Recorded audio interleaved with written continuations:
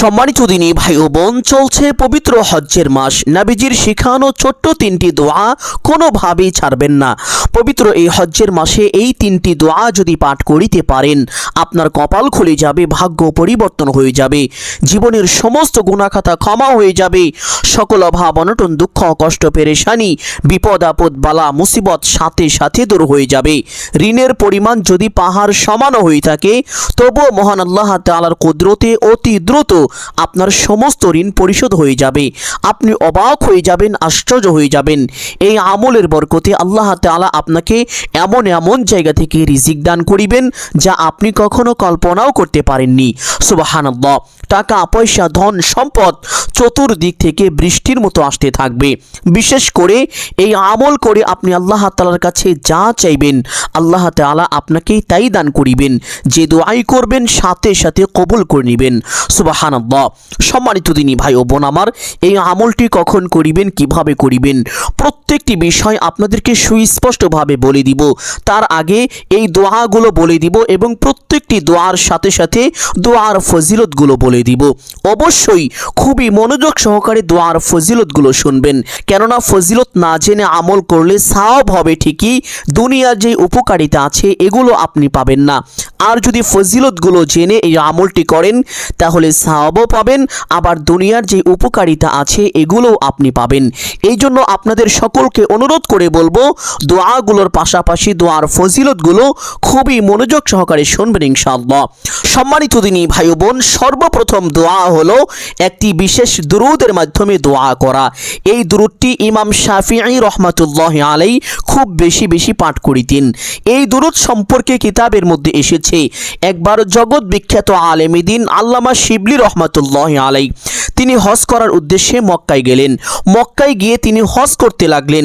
হজরত অবস্থায় তিনি হঠাৎ করে দেখতে পারলেন একটি বালক হজের যেই দোয়াগুলো আছে এই দোয়ার পরিবর্তে শুধু নির্দিষ্ট এই দুরূদটি পাঠ করছে। তখন আল্লামা শিবলি রহমাতুল্লাহ আলাইহি মনে করলেন ওই যুবক হয়তো হজের নির্দিষ্ট দোয়াগুলো পারে না, এই জন্য যুবকটি শুধু এই দুরূদটি পাঠ করছে। যুবকটি মনে হয় এই দুরূদটি শুধু পারে। অতঃপর আল্লামা শিবলি রহমাতুল্লাহ আলাইহি ওই বালকটির কাছে চলে গেলেন, গিয়ে জিজ্ঞেস করলেন, হে বালক, হজের যেই নির্দিষ্ট দোয়াগুলো আছে এই দোয়াগুলো কি তুমি পারো না? তুমি কেন সবসময় এই দুরূদ পাঠ করো? তখন ওই বালকটি বলছে, হুজুর, আমি সকল দোয়াগুলোই পারি, কিন্তু তবুও এই দুরূদ পাঠ করি। এই কথা শোনার সাথে সাথে আল্লামা শিবলি রহমাতুল্লাহ আলাইহি অবাক হয়ে গেলেন, আশ্চর্য হয়ে গেলেন। যুবককে জিজ্ঞেস করলেন, ও যুবক, তুমি যদি এই হজের দোয়াগুলো পেরেই থাকো তাহলে এই দোয়ার পরিবর্তে কেন তুমি এই দুরূদটি পাঠ করো? তখন ওই যুবক একটি এমন ঘটনা বলেছেন, শুনলে অবাক হয়ে যাবেন, আশ্চর্য হয়ে যাবেন। এই দুরূদ না পাঠ করে আপনি থাকতেই পারবেন না। সুবহানাল্লাহ। এই দুরূদ পাঠ করলে স্বয়ং নবীজি সাল্লাল্লাহু আলাইহি ওয়াসাল্লাম রোজা শরীফ থেকে উঠে এসে আপনাকে সাহায্য করিবেন। সুবহানাল্লাহ। সম্মানিত দিনী ভাই বোন, যুবকটি বলছেন, হুজুর, আমি আর আমার বাবা হজ করার উদ্দেশ্যে একটি কাফেলার সঙ্গে মক্কার উদ্দেশ্যে রওনা করেছিলাম। পথের মধ্যে আমার বাবা অসুস্থ হয়ে যায়, এত বেশি অসুস্থ হয়ে যায় যে আমার বাবা আর চলতে পারছিল না। অতঃপর কাফেলার অন্যান্য লোকজন আমাকে বলল, তোমার বাবা তো খুব বেশি অসুস্থতায় পড়ে গিয়েছে, তোমার বাবা আর পথ চলতে পারবে না, অতএব তুমি তোমার বাবাকে নিয়ে এখানেই থেকে যাও, তুমি তোমার বাবার খেদমত করো। তোমার বাবা যদি সুস্থ হয়ে যায় তাহলে তুমি তখন তোমার বাবার সঙ্গে হজ করার উদ্দেশ্যে মক্কার দিকে রওনা করে দিও। এই কথা বলে কাফেলার সমস্ত লোকজন চলে গেল হজ করার জন্য, আর বালক এবং বালকের বাবা ওই মরুভূমির মধ্যে রয়ে গেল। অতঃপর বালকটি তার বাবার খেদমত করতে লাগলো। দিন যায়, সময় যায়, বালকের বাবার অসুস্থতা আরও বেড়ে যায়। সুস্থ হওয়া তো দূরের কথা, এক পর্যায়ে বালকের বাবার মৃত্যু হয়ে যায়। ইন্না লিল্লাহ। বালকের বাবার মৃত্যু হওয়ার সাথে সাথে তার বাবার চেহারাটা একেবারে শুকুরের মতো হয়ে গেল, কালো কুৎসিত হয়ে গেল। এই অবস্থা দেখে বালকটি ভীষণ ভয় পেয়ে গেল। অতঃপর বালকটি একটি চাদর দিয়ে তার বাবার চেহারাটা ঢেকে দিয়ে কান্না করতে লাগলো। কান্না করতে করতে এক পর্যায়ে বেহুশ হয়ে কখন যে বালকটি ঘুমিয়ে গিয়েছে সে নিজেও বলতে পারে না। অতঃপর একজন ব্যক্তি চলে আসলো। ব্যক্তিটা দেখতে খুবই সুন্দর, পরনে সাদা জুব্বা পরা এবং মাথায় সাদা পাগড়ি পাগড়ি বাঁধা ছিল। ওই ব্যক্তি এসে বালকের বাবার মাথার উপর থেকে চাদরটা সরিয়ে ওই ব্যক্তির একটি হাত দিয়ে বালকের বাবার মুখটা মুছে দিলেন। মুছে দেওয়ার সাথে সাথে বালকের বাবার চেহারাটা নূরে নূরান্বিত হয়ে গেল। সুবহানাল্লাহ। বালক এই দৃশ্য দেখে অবাক হয়ে গেল, আশ্চর্য হয়ে গেল। তখন ওই বালক ওই ব্যক্তিকে জিজ্ঞেস করলো যে কে আপনি, আপনি আমার এত বড় উপকার করলেন।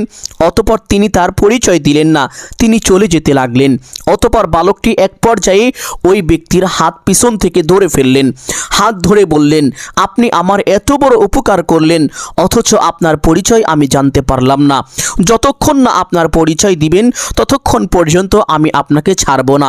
অতঃপর ওই ব্যক্তিটা তখন তার পরিচয় দিল, আমি আর কেউ নই, আমি হলাম শেষ নবী, আখিরি নবী, জনাবে মুহাম্মদুর রাসূলুল্লাহ সাল্লাল্লাহু আলাইহি ওয়াসাল্লাম। সুবহানাল্লাহ। বালকটি অবাক হয়ে গেল, আশ্চর্য হয়ে গেল। বালক তখন ওই ব্যক্তিকে জিজ্ঞেস করলো, ইয়া রাসূলুল্লাহ সাল্লাল্লাহু আলাইহি ওয়াসাল্লাম, আপনি নিজে কেন চলে এসেছেন? নবীজি সাল্লাল্লাহু আলাইহি ওয়াসাল্লাম বললেন, হে বালক, তাহলে তুমি শোনো, তোমার বাবা প্রত্যেকদিন সকালে এবং সন্ধ্যায় 100 বার এই দুরূদটি পাঠ করত। যে দুরূদের কথা এখন আপনাদেরকে বলে দিব, যে বালকের বাবা প্রত্যেকদিন সকালে এবং সন্ধ্যায় এই দুরূদটি 100 বার করে পাঠ করত। নবীজি বলছেন, আজকে সকালেও দুরূদ পাঠ করেছে, এই দুরূদটা আমার কাছে পৌঁছেছে, কিন্তু রাতের দুরূদটা এখনও পৌঁছেনি, এখনও রাতে দুরূদ পাঠ করেনি। তাই আমি ফেরেশতাদেরকে জিজ্ঞেস করলাম, ও ফেরেশতারা, আমার সেই আশেক উম্মত, যে আশেক উম্মত প্রত্যেকদিন সকালে এবং সন্ধ্যায় আমি রাসূলের উপরে মহব্বতের সাথে 100 বার করে দুরূদ পাঠ করে, সেই উম্মত সকালেও তো দুরূদ পাঠ করেছে, কিন্তু রাতের দুরূদ এখনও কেন পাঠ করছে না, তার কি সমস্যা হয়েছে? অতঃপর ফেরেশতারা বলল, ইয়া রাসূলুল্লাহ সাল্লাল্লাহু আলাইহি ওয়াসাল্লাম, আপনার সেই আশেক উম্মত কঠিন বিপদের মধ্যে পড়ে গিয়েছে, তার মৃত্যু হয়েছে। মৃত্যু হওয়ার সাথে সাথে তার চেহারাটা কালো কুৎসিত হয়ে গিয়েছে, কারণ সে দুনিয়ায় তেমন বেশি ভালো কাজ করত না। নবীজি সাল্লাল্লাহু আলাইহি ওয়াসাল্লাম বলছেন, এই কথা শোনার সাথে সাথে আমি নবী আর সহ্য করতে পারিনি, যার কারণে আমি নিজে চলে এসেছি তোমার বাবাকে দেখার জন্য। সুবহানাল্লাহ। যুবক তখন আল্লামা শিবলি রহমাতুল্লাহি আলাইহিকে বলছেন, হুজুর, ওই দিনের পর থেকে আর কোনোদিন কোনো সময় আমি এই দুরূদ ছাড়ি নাই। যখনই সময় পাই উঠতে বসতে চলতে ফিরতে এই দুরূদ পাঠ করি। এই দুরূদ পাঠ করার কারণে আমি এত উপকার পেয়েছি যা আপনাকে বলে বোঝানো সম্ভব নয়। সুবহানাল্লাহ। সম্মানিত দিনী ভাই বোন, আর সেই ছোট্ট দুরূদটি এখন আপনাদেরকে বলে দিব। একটু কষ্ট হলেও চেষ্টা করিবেন মুখস্থ করে নেওয়ার জন্য। যদি মুখস্থ করিতে না পারেন কোনো সমস্যা নেই, দেখে দেখেও আপনি দুরূদটি পাঠ করিতে পারবেন। দুরূদটি স্ক্রিনে লিখে দিচ্ছি, সকলেই এভাবে পাঠ করিবেন। দুরূদটি হলো, আল্লাহুম্মা সাল্লি আলা মুহাম্মাদিন কুল্লামা যাকারাহু যাকিরুন ওয়া সাল্লি আলা মুহাম্মাদিন কুল্লামা গাফালা আন যিকরিহিল গাফিলুন। দ্বিতীয় নাম্বার আমলটি হলো একটি বিশেষ ইস্তেগফার। উঠতে বসতে চলতে ফিরতে যখনই সময় পাবেন এই ইস্তেগফারটি বেশি বেশি পাঠ করিবেন। যদি এই ইস্তেগফারটি পাঠ করিতে পারেন, মহান আল্লাহ তাআলা আপনাকে বিশেষ 5টি পুরস্কার দান করিবেন। নবীজি বলেছেন, 1 নাম্বার পুরস্কার আপনার সমস্ত গুনাহখাতা ক্ষমা করে দিবেন। 2 নাম্বার পুরস্কার সকল অভাব অনটন দুঃখ কষ্ট পেরেশানি বিপদ আপদ বালা মুসিবত দূর করে দিবেন। 3 নাম্বার পুরস্কার, আল্লাহ তাআলা এই ইস্তেগফারের বরকতে আপনার কামাই রুজি ব্যবসা বাণিজ্যে চাকরি বাকরিতে প্রচুর পরিমাণ উন্নতি ও বরকত দান করিবেন, তথা আপনার রুজির মধ্যে আল্লাহ তাআলা প্রচুর পরিমাণ বারাকা দান করিবেন। টাকা পয়সা ধন সম্পদ চতুর্দিক থেকে বৃষ্টির মতো আসতে থাকবে। অনেকে আছেন টাকা ধরে রাখতে পারেন না, কোনো না কোনোভাবে আপনার ইনকামের টাকাগুলো, কষ্টের টাকাগুলো আপনার হাত ছাড়া হয়ে যায়। আমি বলবো, উঠতে বসতে চলতে ফিরতে এই ইস্তেগফারটি বেশি বেশি পাঠ করুন। আল্লাহ তাআলা আপনার এই টাকাকে আপনার হাত ছাড়া করবেন না, আপনার কাছেই রেখে দিবেন। সুবহানাল্লাহ। 4র্থ নাম্বার পুরস্কার হলো, যাদের সন্তানাদি হয় না তারা যদি এই ইস্তেগফার বেশি বেশি পাঠ করে, মহান আল্লাহ তাআলা তাদেরকে অতি দ্রুত নেককার ও সলিহিন সন্তান দান করিবেন, যে সন্তান আপনার জন্য দুনিয়া ও আখিরাতের প্রত্যেকটি জায়গায় কামিয়াব হবে, উপকারী হবে। সুবহানাল্লাহ। 5 নাম্বার পুরস্কার হলো মহান আল্লাহ তাআলা এই ইস্তেগফারের বরকতে আপনাকে নিরাপদে জান্নাতে পৌঁছে দিবেন এবং জান্নাতের নহর থেকে বিশেষ শরবত পান করাবেন, যেই শরবত একবার পান করলে জান্নাত সুনিশ্চিত হয়ে যাবে এবং জাহান্নাম চিরতরে হারাম হয়ে যাবে। সুবহানাল্লাহ। আর সেই ছোট্ট ইস্তেগফারটি বলে দিব, শুধু তাই নয়, এই ইস্তেগফার পাঠ করলে আল্লাহ তাআলা আপনাকে আরও কি কি দান করিবেন শুনলে অবাক হয়ে যাবেন। এত কিছু যদি বলতে যাই অনেক সময় লাগবে, তাই আপনাদেরকে বলছি, যদি ইস্তেগফারের আরও ফজিলত সম্পর্কে আপনার জানতে ইচ্ছে থাকে তাহলে এই আয়াতগুলোর বাংলা অর্থ জেনে নেবেন। আমি আয়াতগুলো বলে দিচ্ছি। আল্লাহ তাআলা এই আয়াতগুলোর মধ্যে ইস্তেগফার পাঠকারীর জন্য কি কি পুরস্কার রেখেছেন। আল্লাহ তাআলা বলেন, বিসমিল্লাহির রহমানির রহিম, ফাকুলতু ইস্তাগফিরু রাব্বাকুম ইন্নাহু কানা গফফারা ইরসিলিস সামাআ আলাইকুম মিদরারা ওয়া ইউমদিদকুম বিআমওয়ালিন ওয়া বানিনা ওয়া ইয়াজআল লাকুম জান্নাতিন ওয়া ইয়াজআল লাকুম আনহারা মা লাকুম লা তারজুনা লিল্লাহি ওয়াকারা ওয়া ক্বাদ খালাকাকুম আতওয়ারা। এই আয়াতগুলোর বাংলা অর্থ জেনে নেবেন, তাহলে যদি জানতে পারেন ইস্তেগফার থেকে কখনোই শয়তান আপনাকে বিরত রাখতে পারবে না। কারণ এই আয়াতের মধ্যে আল্লাহ তাআলা জান্নাত, জাহান্নাম, কোথায় কি আপনাকে দান করিবেন, দুনিয়ায় কি দিবেন, সমস্ত কিছুই সুস্পষ্টভাবে জানিয়ে দিয়েছেন। সুবহানাল্লাহ। সম্মানিত দিনী ভাই বোন, আর সেই ছোট্ট ইস্তেগফারটি হলো আস্তাগফিরুল্লাহাল্লাযী লা ইলাহা ইল্লা হুয়াল হাইয়ুল কাইয়্যুম ওয়া আতুবু ইলাইহি। যদি এই ইস্তেগফারটি পাঠ করা কষ্ট হয়ে যায় তাহলে এই ছোট্ট ইস্তেগফারটি পাঠ করিবেন, আস্তাগফিরুল্লাহ। 3 নাম্বার আমল হলো একটি বিশেষ দোয়া পাঠ করা, যেই দোয়া সম্পর্কে পবিত্র হাদিসের মধ্যে এসেছে। আল্লাহ নবী সাল্লাল্লাহু আলাইহি ওয়াসাল্লাম বলেছেন, যেই ব্যক্তি অসুস্থ অবস্থায় এই দোয়াটি 40 বার পাঠ করবে সে অতি দ্রুত সুস্থ হয়ে যাবে। আর যদি সে সুস্থ না হয়, অসুস্থ অবস্থায় মৃত্যুবরণ করে, তাহলে মৃত্যু হওয়ার সাথে সাথে মহান আল্লাহ তাআলা তার আমল নামায় 40 জন শহীদের সমপরিমাণ সওয়াব দান করবেন। আর যদি সে সুস্থ হয়ে যায়, সুস্থ হওয়ার সাথে সাথে তার পিছনের সমস্ত গুনাহ খাতা ক্ষমা করে দিবেন। সুবহানাল্লাহ। আর এই ছোট্ট দোয়াটিকে বলা হয় দোয়ায়ে ইউনুস। একবার আল্লাহ নবী হযরত ইউনুস আলাইহিস সালাতু ওয়াস সালামকে মাছে গিলে ফেলেছিল। মাছের পেটের মধ্য থেকে হযরত ইউনুস আলাইহিস সালাম এই দোয়াটি পাঠ করেছিলেন। এই দোয়ার বরকতে মহান আল্লাহ তাআলা হযরত ইউনুস আলাইহিস সালাতু ওয়াস সালামকে মাছের পেটের মধ্য থেকে হেফাজত করেছিলেন। এই ঘটনা শোনার পরে সাহাবীরা আরজ করলেন, ইয়া রাসূলুল্লাহ সাল্লাল্লাহু আলাইহি ওয়াসাল্লাম, এই মহামূল্যবান দোয়াটি কি শুধুমাত্র আল্লাহ নবী ইউনুস আলাইহিস সালাতু ওয়াস সালামের জন্য নাকি সমস্ত মানুষের জন্য? নবীজি বললেন, ও আমার সাহাবীরা শোনো, এই দোয়াটি আল্লাহ নবী ইউনুস আলাইহিস সালাতু ওয়াস সালামের জন্যই শুধু নয়, এই দোয়াটি সমস্ত মানুষের জন্যই বৈশিষ্ট্য। যেই ব্যক্তি এই দোয়া পাঠ করবে আল্লাহ তাআলা তাকে সাথে সাথে সকল প্রকার বিপদ আপদ থেকে হেফাজত করবেন, সকল সংকট থেকে হেফাজত করবেন। অভাব অনটন যদি থেকেও থাকে আল্লাহ তাআলা সাথে সাথে তা দূর করে দিবেন। সুবহানাল্লাহ। আর সেই ছোট্ট দোয়াটি হলো লা ইলাহা ইল্লা আনতা সুবহানাকা ইন্নী কুনতু মিনাজ জালিমিন। এখন আপনাদেরকে আরেকটি বিশেষ দোয়ার কথা বলে দিব, যেই দোয়ার ব্যাপারে আল্লাহ নবী সাল্লাল্লাহু আলাইহি ওয়াসাল্লাম আল্লাহ তাআলার কসম খেয়ে এইভাবে বলেছেন যে আমি ওই সত্তার শপথ করে বলছি যার হাতে আমার প্রাণ, যেই ব্যক্তি এই দোয়ার মাধ্যমে আল্লাহ তাআলার কাছে কোনো কিছু চাইবে আল্লাহ তাআলা অবশ্যই তার চাওয়াকে পূরণ করবেন। যেই ব্যক্তি এই দোয়ার মাধ্যমে তথা এই দোয়ার মধ্যে আল্লাহ তাআলার কিছু মহান নাম রয়েছে, নবীজি বলেছেন যেই ব্যক্তি এই নামের মাধ্যমে আল্লাহকে ডাকেন আল্লাহ তাআলা অবশ্যই তার ডাকে সাড়া দিয়ে থাকেন। সুবহানাল্লাহ। এই দোয়াটি এখন আপনাদেরকে বলে দিব, একটু কষ্ট হলেও চেষ্টা করিবেন মুখস্থ করে নেওয়ার জন্য। যদি মুখস্থ করিতে না পারেন কোনো সমস্যা নেই, বাংলায় লিখে দিচ্ছি, দেখে দেখেও দোয়াটি পাঠ করিতে পারবেন। দোয়াটি হলো আল্লাহুম্মা ইন্নী আসআলুকা বিআন্নী আশহাদু আন্নাকা আনতাল্লাহু লা ইলাহা ইল্লা আনতা আহাদুস সামাদুল্লাযী লাম ইয়ালিদ ওয়া লাম ইউলাদ ওয়া লাম ইয়াকুল লাহু কুফুয়ান আহাদ। সম্মানিত দিনী ভাই বোন, এখন আপনাদেরকে আমলের নিয়মটি বলে দিব, সকলেই গভীর মনোযোগ দিয়ে শুনুন।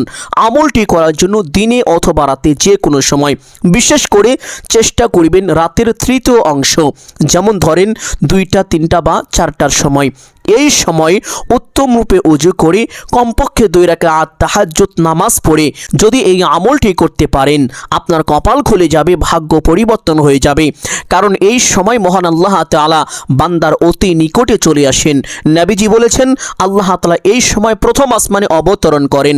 আল্লাহ তাআলা প্রথম আসমানে এসে প্রত্যেকটি বান্দাবান্দির নাম ধরে ধরে এইভাবে ডাকেন আর বলেন, ও আমার বান্দা, কে আছো ক্ষমা প্রার্থী, আমার কাছে ক্ষমা চাইবে, তোমার সমস্ত গুনাহগুলো ক্ষমা করে দিব।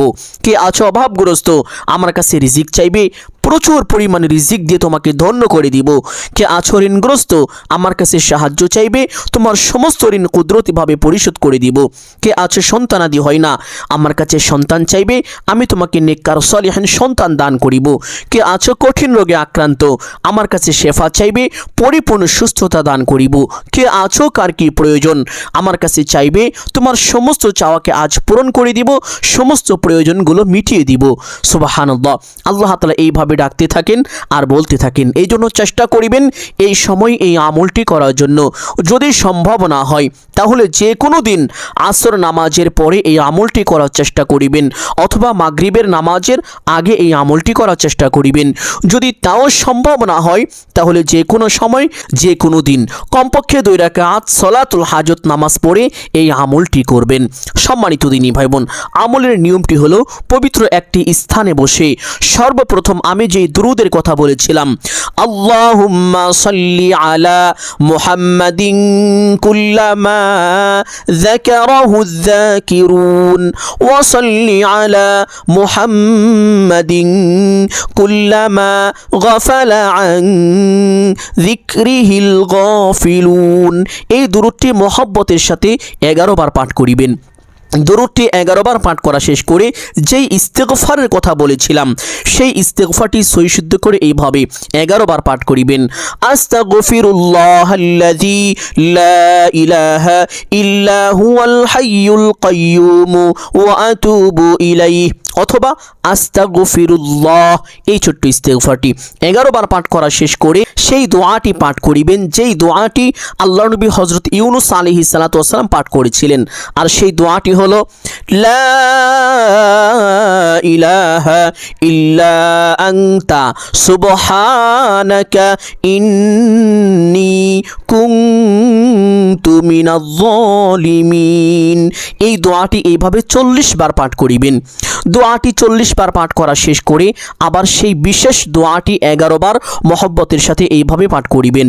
আল্লাহুম্মা ইন্নী আসআলুকা বিআন্নী আশহাদু আন্নাকা আনতাল্লাহু লা ইলাহা ইল্লা আনতা আহাদুস সামাদুল্লাযী লাম ইয়ালিদ ওয়া লাম ইউলাদ ওয়া লাম ইয়াকুল লাহু কুফুয়ান আহাদ। দোয়াটি 11 বার পাঠ করা শেষ করে আবার সেই দুরূদটি মহব্বতের সাথে 11 বার পাঠ করিবেন। আল্লাহুম্মা সাল্লি আলা মুহাম্মাদিন কুল্লামা যাকারাহু যাকিরুন ওয়া সাল্লি আলা মুহাম্মাদিন কুল্লামা গাফালা আন যিকরিহিল গাফিলুন। এই দুরূদ পাঠ করলে স্বয়ং নবীজি সাল্লাল্লাহু আলাইহি ওয়াসাল্লাম আল্লাহ তাআলা দরবারে আপনার দোয়া কবুল হওয়ার জন্য সুপারিশ করবেন, শাফায়াত করবেন। সুবহানাল্লাহ। দুরূদটি পাঠ করা শেষ করে এইভাবে মুনাজাত করবেন, আলহামদুলিল্লাহি রাব্বিল আলামিন ওয়াস সালাতু ওয়াস সালামু আলা সাইয়্যিদিল আমবিয়াই ওয়াল মুরসালিন। এই দুইটি বাক্য বলার পরে যা কিছু প্রয়োজন সমস্ত কিছু মহান আল্লাহ তাআলার কাছে চাইবেন। চাওয়া দোয়া শেষ করে একবার বলবেন, হে আল্লাহ, আপনার হাবিবের উসিলা করে আমার দোয়া মুনাজাত কবুল আর মঞ্জুর করে নিন। অতঃপর 3 বার বলবেন, আমিন আমিন আমিন বিরহমাতিকা ইয়া আরহামার রাহিমিন। মুনাজাত শেষ করে একবার পড়বেন সাল্লাল্লাহু আলাইহি ওয়াসাল্লাম। সাথে সাথে আপনার দোয়া আল্লাহ তাআলার আরশে আযমে পৌঁছে যাবে, আপনার দোয়া কবুল আর মঞ্জুর হয়ে যাবে। সুবহানাল্লাহ। সম্মানিত দিনী ভাই বোন, আমি আশা করছি আজকের এই আমলটি আপনাদের সকলের জন্য অত্যন্ত গুরুত্বপূর্ণ এবং উপকারী ছিল। অতএব সকলকে বলবো সদকায়ে জারিয়ার উদ্দেশ্যে কমপক্ষে একটি হলেও শেয়ার করে দিবেন। যদি আলোচনাটি ভালো লাগে অবশ্যই ভিডিওতে একটি লাইক করবেন, কমেন্টে আমিন বলে দোয়ায় শরীক থাকবেন। যারা এই চ্যানেলের নতুন দর্শক রয়েছেন চেষ্টা করিবেন চ্যানেলটি সাবস্ক্রাইব করে রাখার জন্য। সকলের জন্য দোয়া করি আল্লাহ তাআলা সকলকে ভালো রাখুন, সুস্থ রাখুন, জানে মালে কামাই রুজি ব্যবসা বাণিজ্যে প্রচুর পরিমাণ উন্নতি ও বরকত দান করুন। সকলেই বলি আমিন সুম্মা আমিন। আসসালামু আলাইকুম ওয়া রাহমাতুল্লাহি ওয়া বারাকাতুহু।